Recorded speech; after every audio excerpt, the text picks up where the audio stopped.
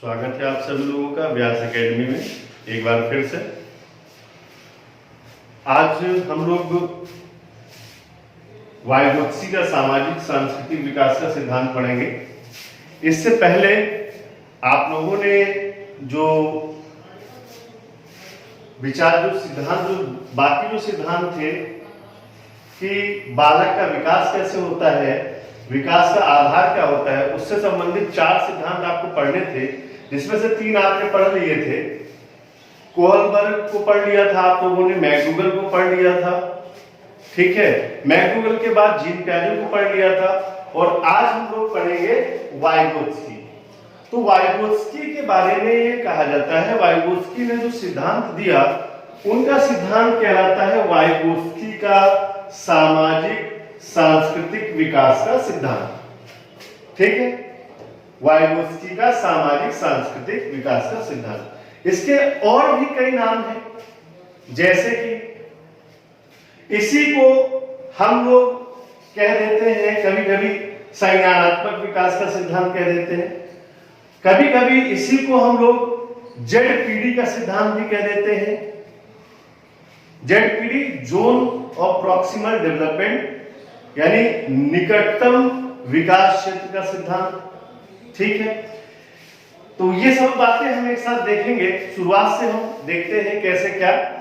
आखिरकार सामाजिक सांस्कृतिक विकास का सिद्धांत, सीधे सी बात है कि वाइगोत्स्की ने ये कहा कि बालक का जो विकास होता है वो सामाजिक और सांस्कृतिक आधार पे होता है।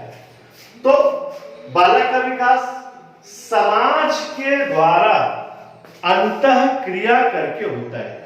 बच्चा जैसे जैसे समाज से जुड़ता है वैसे वैसे उसका विकास होता है। विकास हर एक क्षेत्र में विकास, वो चाहे शारीरिक हो, मानसिक हो, सामाजिक हो, हर क्षेत्र का विकास सामाजिक अंतः क्रिया के द्वारा होता है।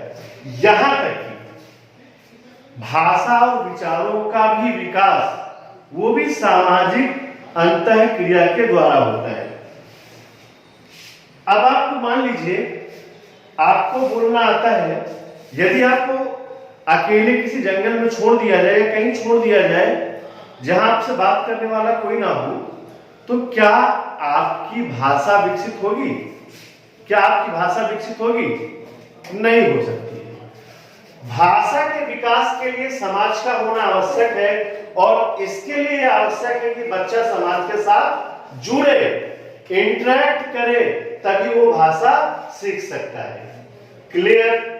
अब यहां पे देखिए, साफ साफ मैं आपसे फिर यहां से कह रहा हूं आपसे, सामाजिक अंतः क्रिया के द्वारा ही विचारों और भाषा का विकास होता है। आपसे एग्जाम में पूछ लेंगे, ठीक है, कि निम्न में से किस सिद्धांत के अनुसार, निम्न में से किस सिद्धांत के अनुसार बच्चे में सामाजिक अंतः क्रिया के द्वारा भाषा और विचारों का विकास होता है? तो आप कौन सा है? सामाजिक सांस्कृतिक विकास क्षेत्र का सिद्धांत। इतना क्लियर होना चाहिए आप लोगों को, ठीक है। अब देखिए, यहां पे एक प्रश्न फंस गया। मैं आप लोगों से ये प्रश्न पूछता हूं कि जैसे वही वाला प्रश्न हो गया कि पहले है मुर्गी या अंडा, ये सब वाला प्रश्न जो आप लोग खेलते नहीं हो, वैसे ही है। आप बताओ कि पहले विचार आते हैं या पहले बच्चे के अंदर भाषा आती है? यानी बच्चा पहले विचार करना सीखता है या पहले बोलना सीखता है? पहले बोलना सीखता है या पहले विचार करना सीखता है? बच्चा कुछ भी बोलता है तो वो क्या विचार करके बोलता है या वो पहले बोलता है और फिर विचार करता है, या दोनों एक साथ आते हैं? ठीक है। उम्र के साथ साथ ये चीजें जो हैं, ये चीजें एक साथ मिल जाती हैं, एक दूसरे के पूरक हो जाती हैं। जैसा मैं आपको पढ़ा रहा हूं तो मैं सोचने के लिए कितने सेकंड ले रहा हूं और बोलने के लिए कितने सेकंड ले रहा हूं। यानी अब विचार और भाषा एक उम्र के बाद में क्या होता है? एक साथ चलने लगती है, ठीक है। यहां मैं आपको जो बताना चाहता हूं वो देखिएगा, यहां पे है पहले विचार आते हैं बच्चे के अंदर और फिर भाषा आती है, ये कहा है वाइगोत्स्की ने। ठीक है, वाइगोत्स्की ने कहा है कि पहले विचार फिर भाषा। अब इसके बाद ये भी समझना है, पियाजे ने क्या कहा जी, पियाजे ने बोला कि बच्चे के अंदर पहले क्या भाषा आती है और फिर विचार। तो दोनों को हम देखें तो दोनों हमको एक सीमा के बाद दोनों सही लगते हैं। भाई अगर इन दोनों में ज्यादा अंतर नहीं है तो दोनों को मिला दो। जैसे मैं बोल रहा हूं तो पहले विचार आ रहे हैं, भाषा आ रहे हैं, सोचने के लिए कोई समय नहीं ले रहा हूं, बोलने के लिए कोई समय नहीं ले रहा हूं। तो इसका मतलब क्या है कि एक समय सीमा के बाद भाषा और विचार एक दूसरे के पूरक बन जाते हैं, यानी दोनों साथ चलते हैं। क्लियर? ध्यान रखिएगा, यहाँ पे यह प्रश्न पूछा जा चुका है कि ये किसने कहा है, किस मनोवैज्ञानिक ने कहा है कि पहले विचार आते हैं और बच्चे में फिर भाषा। तो ये किसने कहा है? वाइगोत्स्की ने। तो वा से वाइगोत्स्की और वा से विचार, ध्यान रखिएगा, वा से वाइगोत्स्की, वा से विचार। तो विचार पहले आ गए, ठीक है, भाषा अपने आप ही क्लियर हो जाएगी। इसके बाद अब हम यहां देखते हैं, इधर आते जरा भाषा। ये कहा गया कि भाषा जो है वो दो तरीके की भाषा होती है। एक जिसको हम बोलते हैं आंतरिक भाषा या आंतरिक विचार या इनर स्पीच, दूसरी को हम बोलते हैं एक्सटर्नल स्पीच या बाह्य भाषा। अच्छा, जैसे मैं बोल रहा हूं तो ये क्या है? ये बाह्य भाषा है। जब बच्चे बोलना शुरू करते हैं तो ये बाह्य भाषा होती है। लेकिन इनर स्पीच क्या है? इनर स्पीच आपके विचार हैं। आपके विचार भी तो भाई, विचार भी तो क्या है? विचारों को भी तो आप किसमें सोचते हो? शब्दों में। तो वो भी तो भाषा हुई, केवल उसमें ध्वनि ही तो नहीं है। मान लीजिए घर पे आप बैठे हैं, किसी बात पे कुछ सोच रहे हैं, चिंतन कर रहे हैं, तो वो आंतरिक भाषा है। वो कैसी भाषा है? आंतरिक भाषा है। तो ये आंतरिक भाषा हो गई, ठीक। जो विचार है वो हमारे आंतरिक भाषा है। जब उस विचार में हम क्या इंक्लूड कर दें? ध्वनि इंक्लूड कर दें, विचार में ध्वनि को इंक्लूड कर दें, तो वो कैसी भाषा हो जाएगी? बाह्य भाषा या एक्सटर्नल स्पीच हो जाएगी। बात पूरी समझ में आई? इस सिद्धांत को मैंने बताया था कि अन्य नामों से भी जानते हैं हम लोग कि वाइगोत्स्की का निकटतम विकास क्षेत्र सिद्धांत, इसके साथ साथ जेडपीडी का सिद्धांत, ठीक है। तो इन सबको भी हम लोग देखते हैं। एक बार जरा हम इसको दोहरा लेते हैं। वाइगोत्स्की के अनुसार बालक का विकास समाज की अंतःक्रिया के द्वारा होता है। समाज की अंतःक्रिया मतलब वो समाज के संपर्क में आएगा तो उसका संज्ञानात्मक, शारीरिक, सामाजिक विकास होता है। फिर यहां थोड़ा अंतर आ जाएगा कि वाइगोत्स्की ने कहा पहले विचार आते हैं फिर भाषा आती है, जबकि पियाजे ने कहा पहले भाषा फिर विचार। लेकिन इनमें ज्यादा अंतर नहीं है, एक समय सीमा के बाद में ये एक दूसरे के पूरक हो जाते हैं। फिर देखिएगा, भाषा एक आंतरिक भाषा होती है, एक बाह्य भाषा होती है। एक आंतरिक भाषा, एक बाह्य भाषा, ठीक है। आंतरिक भाषा जो है वो विचार, वो भी तो विचार भी तो भाषा ही तो है, विचार भी तो भाषा ही तो है। जब उन विचारों को हम ध्वनि का रूप दे देते हैं तो वो बाह्य भाषा या एक्सटर्नल स्पीच बन जाती है। बाह्य भाषा या एक्सटर्नल स्पीच बन जाती है। इसके बाद हम लोग इसके अंतर्गत आने वाला अगला हम लोग पढ़ेंगे। इसके अंतर्गत आने अब हम लोग वाइगोत्स्की के सामाजिक सांस्कृतिक विकास सिद्धांत पार्ट 2 में आते हैं। और वाइगोत्स्की ने इसमें कहा वाइगोत्स्की का निकटतम विकास क्षेत्र का सिद्धांत, इसको हम जेडपीडी के सिद्धांत के नाम से भी जानते हैं। और जेडपीडी का मतलब होता है जोन ऑफ प्रॉक्सिमल डेवलपमेंट, यानी निकटतम विकास क्षेत्र का सिद्धांत या समीपस्थ विकास क्षेत्र का सिद्धांत। ठीक है, इसमें मुख्य बात यह है कि बच्चा बिना किसी बाहरी मदद लिए हुए एक बार कार्य करे तो उस कार्य के रिजल्ट में अंतर होगा, और जब उसे कोई व्यक्ति मदद करने वाला हो तो उसके रिजल्ट में अंतर होगा।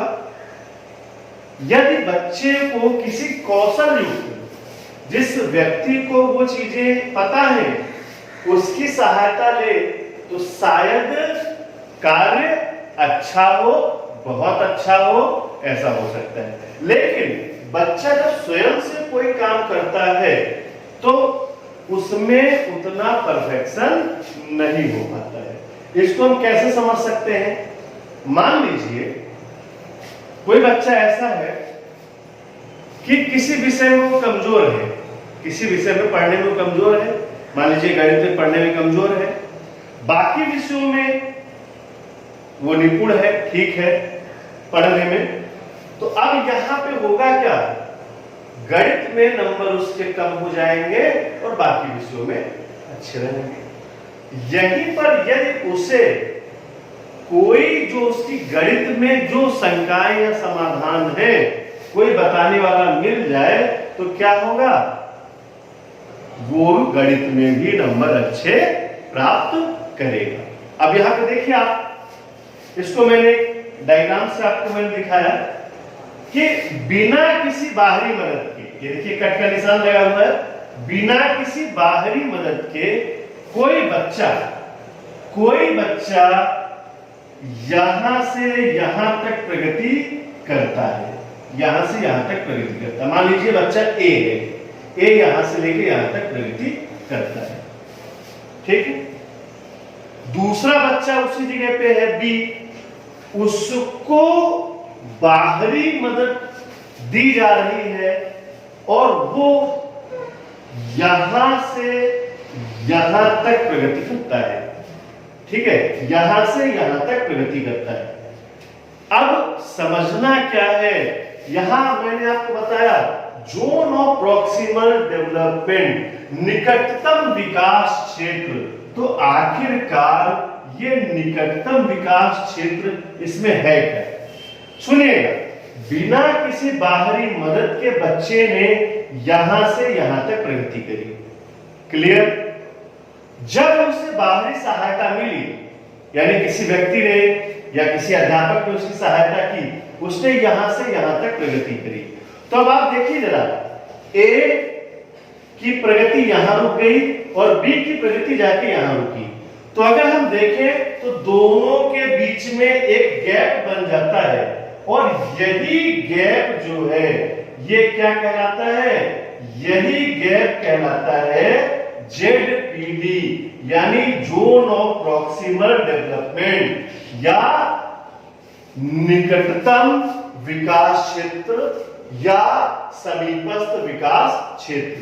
तो ये जो क्षेत्र बना, ये वाला जो क्षेत्र बना, ये क्षेत्र कहलाएगा निकटतम या समीपस्थ विकास का क्षेत्र। मुझे लगता है सभी को समझ में आ गया होगा। एक बार इसको हम देख लेते हैं फिर से। वाइगोत्स्की ने कहा कि यदि किसी कौशल युक्त व्यक्ति की सहायता से बच्चे को या बाहरी मदद दी जाए तो बच्चा जितना स्वयं से करता है उससे और अच्छा कर सकता है। जैसे यहाँ पे बच्चा बिना किसी बाहरी मदद के यहाँ से यहाँ तक प्रगति करता है, लेकिन जब उसे बाहरी मदद मिलती है तो यहाँ से वो यहाँ तक प्रगति करता है। अब इन दोनों की प्रगति में देखिए इतना अंतर है, और यही जो है यही क्या है? निकटतम विकास क्षेत्र। ये जेडपीडी है, ये क्षेत्र निकटतम विकास क्षेत्र का है। ठीक, क्लियर, ओके। इसके बाद हम लोग जरा एक शब्द पढ़ेंगे, एक शब्द पढ़ेंगे हम लोग अभी, तो उसको देखते हैं, क्या शब्द है वो। वाइगोत्स्की के सिद्धांत में एक टर्म आता है जिसको हम बोलते हैं स्कैफोल्डिंग। स्कैफोल्डिंग स्कैफोल्डिंग का अर्थ होता है कि जब बच्चा किसी भी कार्य को करने में बाहरी मदद लेता है, तो वह जो मदद कर रहा है या जो मदद उसको मिल रही है, वो क्या कहलाती है? स्कैफोल्डिंग कहलाती है। ध्यान रखिएगा, प्रश्न आपसे सीटेट में ऐसे ही बनता है, स्कैफोल्डिंग शब्द का संबंध बाल विकास के किस सिद्धांत से है? तो किससे है? वाइगोत्स्की के सामाजिक सांस्कृतिक विकास क्षेत्र के सिद्धांत से। या सीधे से पूछ लेंगे, स्कैफोल्डिंग शब्द किस मनोवैज्ञानिक ने दिया है? किसने दिया है? वाइगोत्स्की ने दिया है। ठीक है, तो यहां पे सीधे से वाइगोत्स्की, स्कैफोल्डिंग का मतलब इतना समझिएगा, बालक को की गई बाहरी मदद वो स्कैफोल्डिंग कहलाती है। ये देखिए लिखा भी हुआ है यहाँ पे। ठीक है, स्कैफोल्डिंग को हम हेल्प भी कह सकते हैं, सपोर्ट भी कह सकते हैं, बैलेंस भी कह सकते हैं। ये किसी भी रूप में आपसे पूछा जा सकता है। आपको सब ध्यान रखना है स्कैफोल्डिंग, साथ में इसकी स्पेलिंग भी ध्यान रखनी है। कभी कभी आपसे अंग्रेजी में ना पूछ के स्कैफोल्डिंग ऐसे पूछ लेते हैं, बाहरी मदद। स्कैफोल्डिंग एक प्रश्न यहाँ पे और बनता है, पूछते हैं क्या स्कैफोल्डिंग स्थायी होती है या अस्थायी होती है या हमेशा कुछ समय के लिए रहती है? तो स्कैफोल्डिंग क्या होती है? वो अस्थायी होती है, अस्थायी होती है। धीरे धीरे स्कैफोल्डिंग यानी बाहरी मदद बच्चा लेना कम कर देता है और फिर धीरे से स्कैफोल्डिंग खत्म हो जाती है। आप अपने को ले लीजिए, स्वयं को ले लीजिए। जब आप स्वयं छोटे थे तो आपको जब लिखना सिखाया जा रहा था तो पेंसिल आपको पकड़ाई जा रही थी, वो थी बाहरी मदद। लेकिन क्या हुआ, क्या बाद में क्या हुआ? आज आपको कोई पेन पकड़ाता है क्या? नहीं ना। तो वैसे ही देखिए, ये ध्यान रखिएगा, स्कैफोल्डिंग अस्थायी होती है, वो धीरे धीरे कम होने लगती है और एक समय ऐसा आता है कि बाहरी मदद की कोई आवश्यकता रह ही नहीं जाती है। इसको ऐसे भी समझ सकते हैं, देखो यहां पे मैंने लिखा भी है, कुछ भी सीखने के बाद बाहरी मदद की आवश्यकता नहीं। उदाहरण के तौर पे मैंने साइकिल को लिया है। जैसे जब आप साइकिल चलाना शुरू करो या बच्चे जब साइकिल चलाना शुरुआत करते हैं तो पीछे से साइकिल कोई पकड़ता है, धीरे धीरे बच्चा साइकिल सीखता है। लेकिन एक समय ऐसा आता है जब बच्चा साइकिल अपने आप चलाने लगता है, उसको अब किसी बाहरी मदद की आवश्यकता नहीं होती है। फिर से एक बार हम पूरी चीज को रिमाइंड कर लें।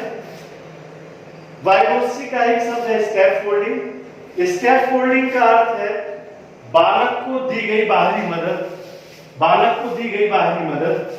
ठीक है, स्कैफोल्डिंग अस्थायी होती है, एक समय सीमा के बाद धीरे धीरे स्कैफोल्डिंग कम होने लगती है, बाहरी मदद कम होने लगती है, फिर एक समय के बाद खत्म हो जाती है।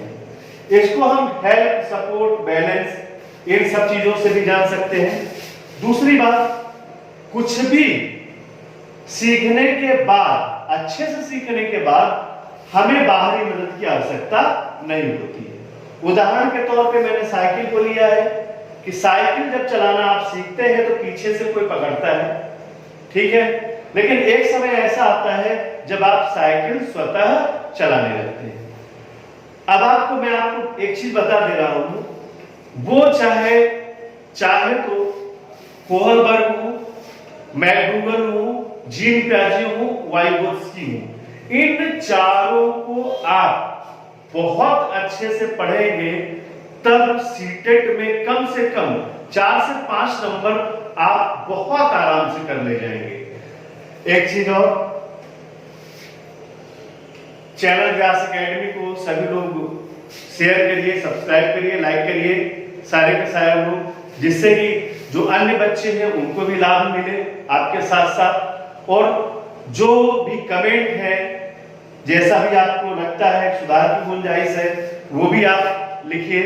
अगर कोई कमी है या कोई आपको अच्छाई दिख रही वो भी लिखिए, ठीक है। तो इसी के साथ ये क्लास वाइंड अप करते हैं, अगली क्लास में हम लोग फिर मिलते हैं।